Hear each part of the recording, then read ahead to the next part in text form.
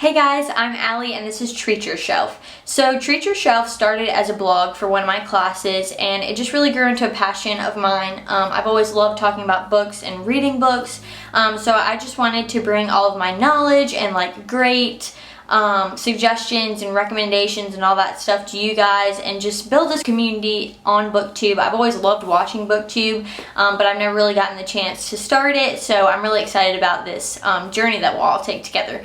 So the first video that I wanted to just do was an April wrap-up. I read 9 books this month. Even though 2 were from class, I still count books from class. There were 2 Shakespeare plays, so we're going to count it and we're going to talk about it. But anyways, I am on Goodreads and I always have reading challenges each year just to kind of push me in my reading.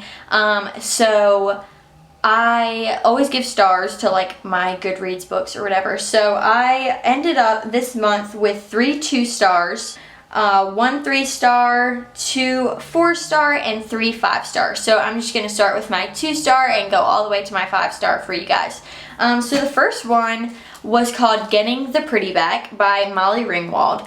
I was really psyched to start this book. I love biographies and autobiographies and all that stuff. It wasn't what I expected. This is basically about some stories about her life, but mostly it was just giving advice about recipes, food, clothes, boys, all that other stuff. And I really just am not into books like that. So I thought this would be more about her life and her journey as an actress, but it wasn't that, unfortunately. So that's why I gave this 2 stars. So the second one was called Running with Scissors by Augustin Burroughs. And I don't know, this was honestly bizarre.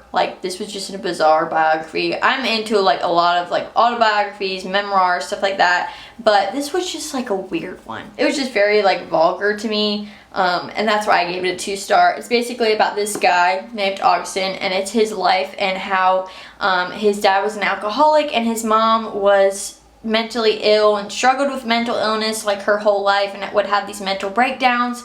And it was so bad to the point where she made him live with her psychiatrist in this random house where a lot of his patients lived.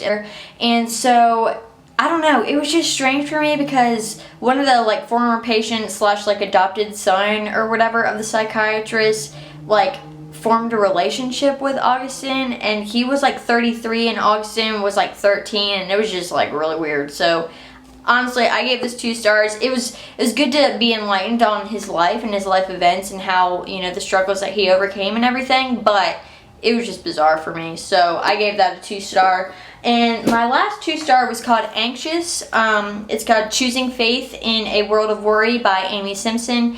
I had kind of just been slowly reading this book throughout 2020, but I ended it this month and read the majority of it this month, so that's why I'm counting this as an April read. But I don't know, I just didn't like it as much as the other Christian books that I usually read as devotionals. It just basically talked about overcoming worry. I'm an anxious person, so I absolutely need books like this. And it wasn't as good as I thought it was going to be, and it disappointed me a little bit, but it's still a good read if you are into talking about worry and anxiousness and other things like that. I heard her other book is actually way better. It's called Troubled Minds, mental illness in the church and stuff like that. So I do want to read that, but this one was a 2-star for me. And then my next one is Hamlet. So I have a Shakespeare class that I'm finishing up for the semester, and so we had to read Hamlet. I wasn't super into Hamlet compared to other Shakespeare works. I don't know, it's about this guy who his dad was killed, but he was actually murdered by his uncle, and then his mom ends up marrying his uncle, and so he just wants to kill his uncle, honestly, and just seek revenge on that for his father's death, rightly so.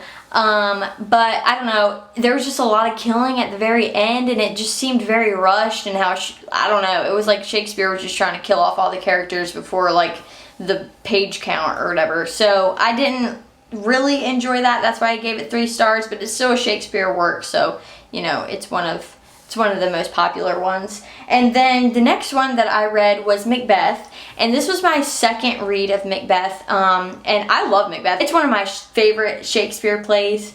And it's just about this guy who is just pursuing selfish ambition, basically. He wants to be king.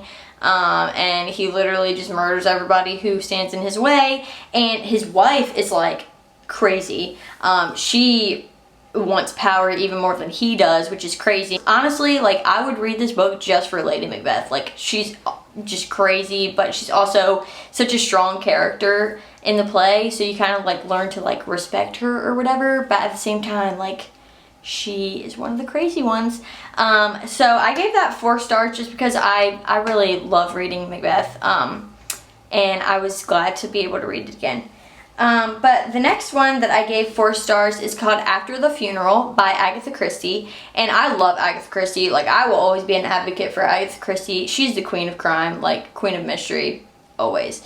But anyways, this one is a great read. I gave it 4 stars. I'll just read the description for you guys. The bodies seem to be piling up at Enderby Hall. First, the very wealthy Richard Abernathy dies suddenly. Then his sister is murdered with a hatchet. Several days later, her companion is sent a sliver of wedding cake steeped in arsenic. No wonder the family solicitor calls in the master sleuth. So it's just, I don't know, there's so many twists and turns, and it's really good. And Agatha Christie always has such intricate plots, and she will always be one of the classics in my book. So this is a great book to read.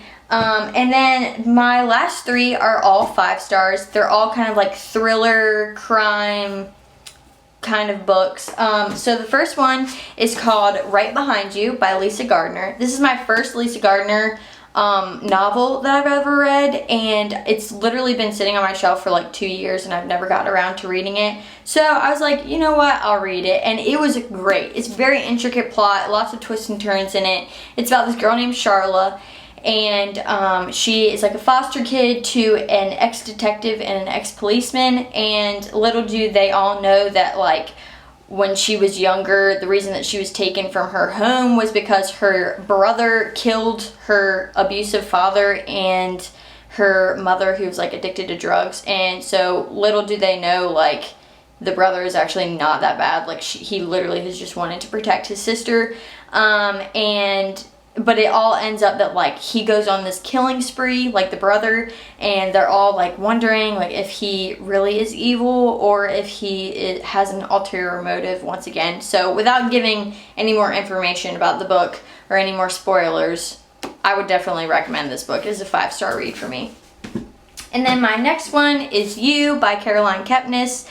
This is a great book. If you watch the Netflix show, like, it's just so good. Like, you end up kind of liking Joe Goldberg, even though he's a psycho. It's just great. But this is about a guy named Joe Goldberg. He works at a bookstore. Very knowledgeable about books. It's crazy. I loved reading it just because he talks about so many books that, like, I've read, and I was amazed at how much he knows about books. But he basically stalks this girl named Beck, and falls in love with her. Very twisted view of love that he has for her. Has her phone, like, kills anybody who gets in the way of their relationship. Crazy stuff like that, but it's just very intricately woven, and just a great narrative from this guy who, like, you kind of have empathy for his, like, troubled past and everything, even though he's literally a crazy psycho. The only thing that I would, like, caution you guys about for this book is that there's, like, a lot of vulgarity in it, and just, like, I don't know, he doesn't have, like, a great view of women, so I would just caution you about that when entering into this book. But it's very much like this show, so if you love the show, you'll love the book for sure. And then my very last read is called The Death of Miss Westaway by Ruth Ware. This is my first Ruth Ware book that I've read, but it really did not disappoint. Like, it was definitely a 5-star read for me. Very intricate plot, stuff that, like, you don't even really know what's happening until the very last chapters of the book. I love books like that. Like, it was just really good. It's about this girl named Hal, and she's just really dealing with the loss of the murder of her mother. She was, like, run over by a car in, like, this hit and run.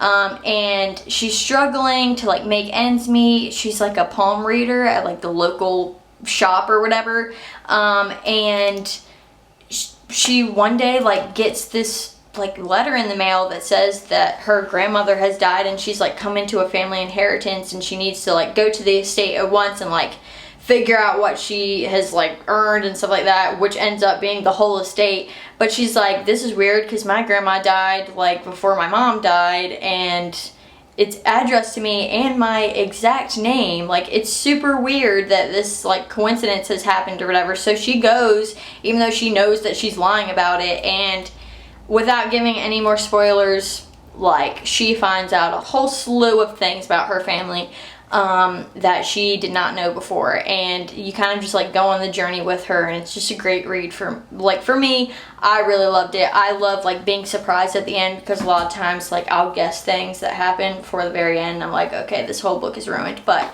I was definitely like sitting on the edge of my seat until the very last pages of this book.